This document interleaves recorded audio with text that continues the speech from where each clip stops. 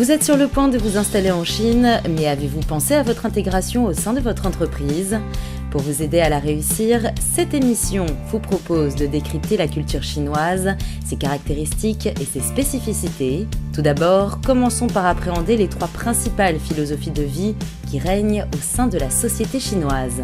La collaboration avec les Chinois va passer par une nécessaire connaissance des 3 sagesses chinoises que sont le bouddhisme, le confucianisme et le taoïsme.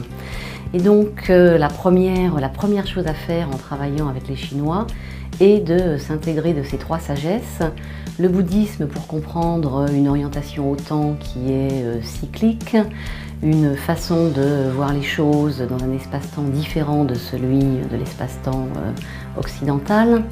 Le taoïsme pour tout ce qui va être l'importance de l'énergie dans l'aménagement des locaux, mais également dans une bonne relation.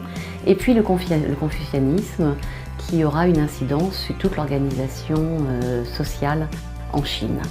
Une fois que vous serez imprégné de ces 3 différents points de vue, gardez en tête que le modèle d'éducation en Chine promeut celui de l'enfant unique, ce qui peut parfois entraîner au sein de l'entreprise un comportement individualiste. Sachez également que les styles d'apprentissage diffèrent de ceux pratiqués en France. Si vous managez du personnel et que vous souhaitez que vos employés deviennent plus performants, vous devrez mettre en œuvre un type de formation spécifique.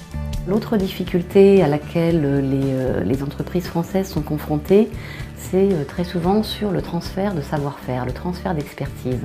Ce transfert d'expertise doit se faire en cohérence avec les styles d'apprentissage des Chinois, qui sont très différents des styles d'apprentissage des Français. Brièvement, le chinois va apprendre de façon tout à fait globale, à partir d'images, mais pas du tout de façon séquentielle et on va dire structurée.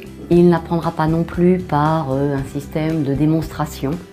Il sera beaucoup plus sur la reproduction de certains gestes, pouvant entraîner parfois une amélioration, mais donc il faut pouvoir mettre en place des programmes de transfert d'expertise qui vont insister plutôt sur la reproduction et amélioration que sur la compréhension quelque part d'un savoir-faire.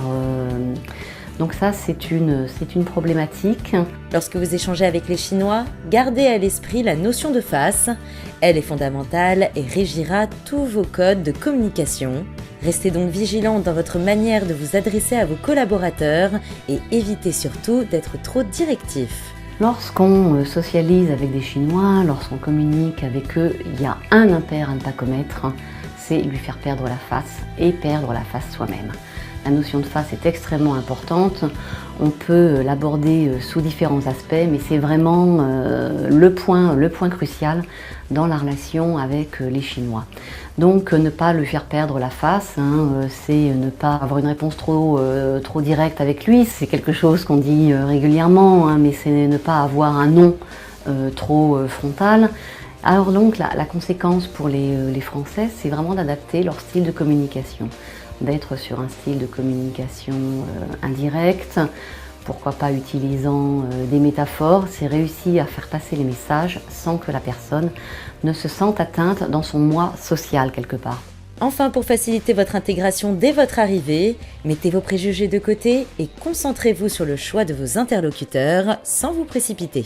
Le plus important est de montrer que nous comprenons, que nous aimons la culture de ce grand pays et d'être attentifs au point de vue de nos interlocuteurs. Ça, c'est quelque chose qui est crucial.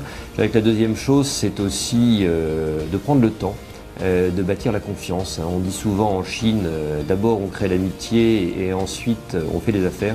Et je crois que c'est très vrai. Il faut prendre le temps de se comprendre et de se connaître.